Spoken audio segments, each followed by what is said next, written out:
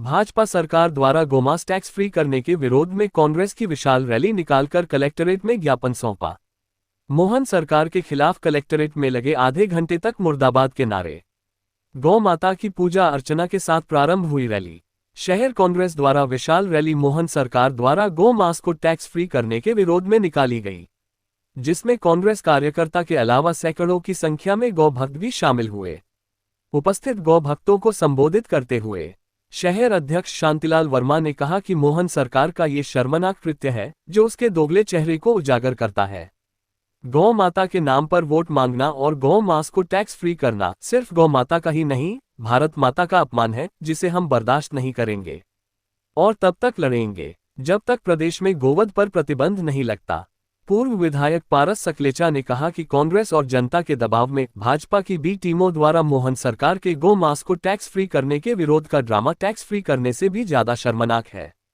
गौ माता के प्रति असली प्रेम तो तब होता जिस भाजपा सरकार ने अध्यादेश निकाला उसे सत्ता से हटाने के नारे लगाते। दिखावटी और बनावटी विरोध से गौ माता का अपमान हो रहा है।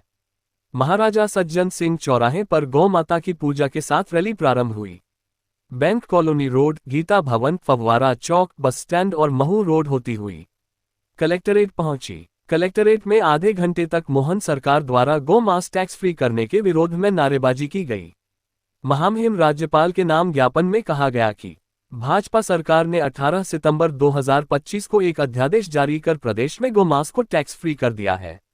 इस अध्यादेश को जारी करने के उद्देश्य में लिखा गया है कि इससे गौ मांस की कीमत घटेगी, यानी इसके विक्रय में तथा गौ हत्या में वृद्धि होगी।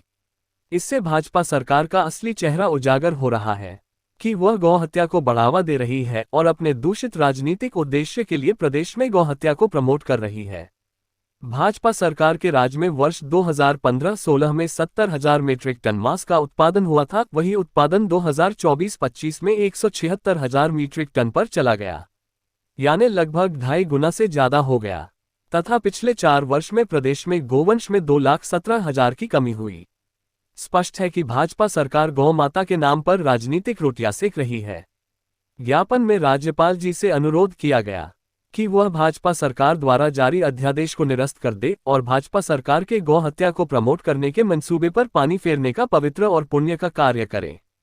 ज्ञापन का वचन पूर्व विधायक पारस सकलेचा द्वारा किया गया और एसडीएम मैडम आर्ची हरित ने ज्ञापन लिया।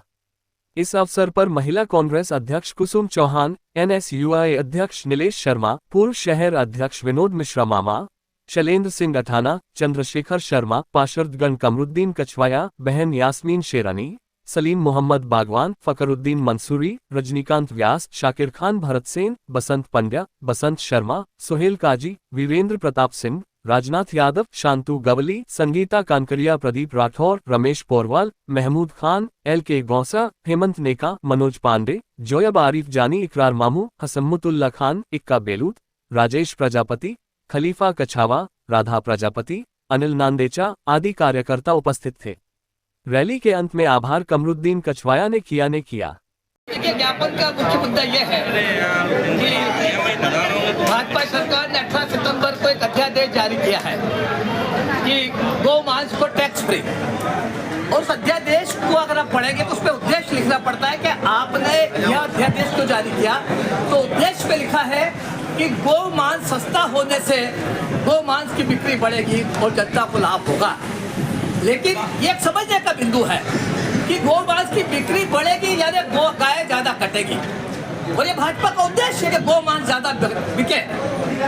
तो ये साफ नजर आता है कि भाजपा धर्म के नाम पर, सनातन धर्म के नाम पर, भारतीय संस्कृति के नाम पर एक हल्की, गंदी और शर्मनाक राजनीति कर रही है। आप एक और तो गौ माता के नाम पर वोट मांगते हो।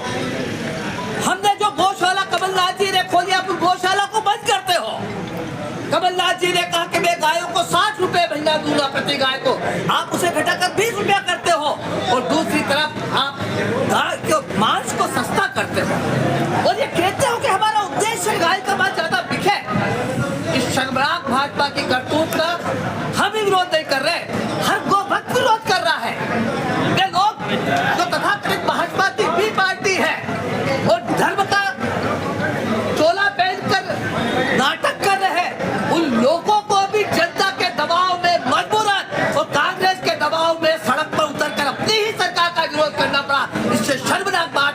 मोहन यादव के लिए, भाजपा सरकार के लिए।